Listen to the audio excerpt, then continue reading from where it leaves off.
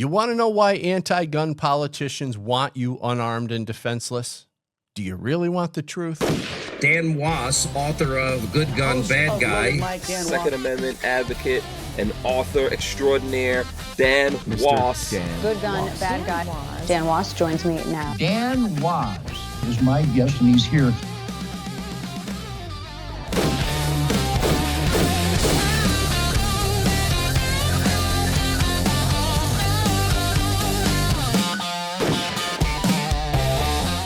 If I were an anti-gun politician, I wouldn't want you to have more than 7 rounds in your magazine because you might kill the bad guys, and I need them to commit crimes and keep people in a state of constant fear. You see, without fear, you wouldn't vote for me when I promised to keep you safe. If I were an anti-gun politician, I would want to make it so time-consuming, expensive, and difficult for you to get a handgun license that you would eventually just give up. I would make you jump through every hoop I could think of, just as long as you're prevented from carrying a gun in public. The bad guys? No. I need them to have guns. This is how I create a victim-predator society that keeps me in power. If I were an anti-gun politician, I would create policies to confiscate your guns and call them extreme risk protection orders, because I want the ability to enter your home, take your guns, and deny you the constitutional right of due process. Call them red flag laws or whatever you want. It doesn't matter to me as long as I have the legal ability to take them.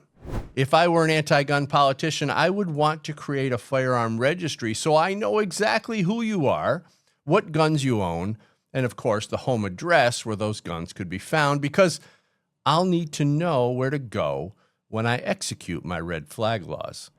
If I were an anti-gun politician, I would want you and your family to be vulnerable in your own home, so I would create legislation that would require you to keep your guns locked in a safe. Basically useless. I would decide your fate, and I will do everything I can to protect the bad guys from you. And yes, there will be mandatory in-home inspections to make sure you are complying. If I were an anti-gun politician, I would demonize the most commonly owned rifles and call them assault weapons. I would create a national anti-gun fear campaign and spread this propaganda term far and wide, so the people who can't think for themselves would fear these guns and not even know why. Then, of course, they would support whatever legislation was proposed that promised to outlaw those scary guns.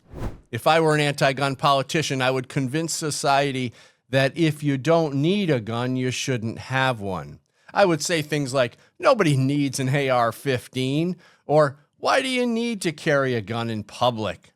I would make it look ridiculous for anyone to argue in defense of such a dangerous practice. I would make people mistake their God-given rights for government-issued privileges measured by a metric of need that I determine.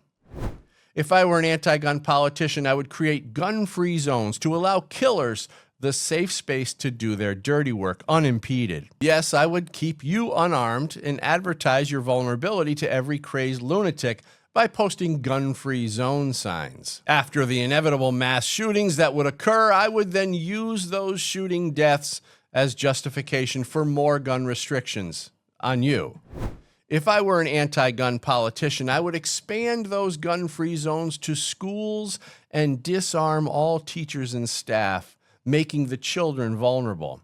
I'd put a sign on the building announcing that everyone inside is unarmed and helpless. I would make it as easy as possible for maniacs to kill children, because dead children are a great selling tool for gun laws. If I were an anti-gun politician, I would embrace the terminology used to push an anti-gun fear campaign. I would use terms like gun violence, because I would want people to believe that the gun is the cause of the violent human behavior. I would want people to think that without the gun, the killer wouldn't kill. I know it doesn't make any logical sense, but people are stupid and emotionally driven, and I'll capitalize on that. If I were an anti-gun politician, I would convince you that the Second Amendment is old and out of touch. I'd use a more sophisticated word like antiquated, because I want to appeal to your need to feel intellectual and try to convince you that if you denounce firearm ownership, you'll be more progressive and forward-moving. If I were an anti-gun politician, I would convince people that guns are the leading cause of child death. Of course, I would have to coerce organizations to create fake studies that include adults up to 24 years old and gang members in their statistics, but that doesn't matter. People don't pay attention. They just believe the first thing that pops up in their internet search. If I were an anti-gun politician, I would tell you I support the Second Amendment and that the right to keep and bear arms should not be infringed upon, while at the same time convincing you that some regulations are okay.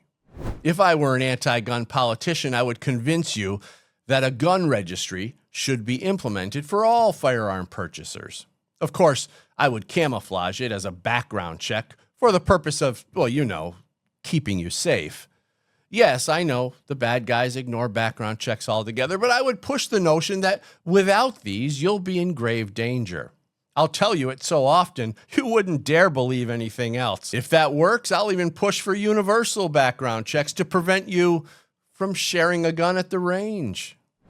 If I were an anti-gun politician, I would create an endless list of requirements to purchase a gun and a faulty background check system that would falsely deny thousands of people every year and prevent them from purchasing a gun. I'd make the appeals process so difficult and expensive that most would just give up and accept it. If I were an anti-gun politician, I would convince you that certain firearms belong on the battlefield. Heck, I'd even come up with a scary name for them. I'd call them weapons of war. I would create such a fear around these guns that you'd be afraid to even leave your house. If I were an anti-gun politician, I would convince you that the only reason anyone would have a gun is to take lives. I certainly wouldn't tell you that they're used millions of times every year in America alone to stop acts of violence and save lives. No, I would demonize them until you started parroting my propaganda terms. I'd make the term assault weapon part of your vocabulary. I would repeat it so often, heck, I might even get gun owners to start saying it. If I were an anti-gun politician, I wouldn't tell you I want to disarm you so I can control your life. I would tell you gun laws are for your own safety. If I were an anti-gun politician, I would do everything I can to disarm society so I can take over. I'd make a mockery out of your founding fathers and their silly ideas because, well, I'm in charge now.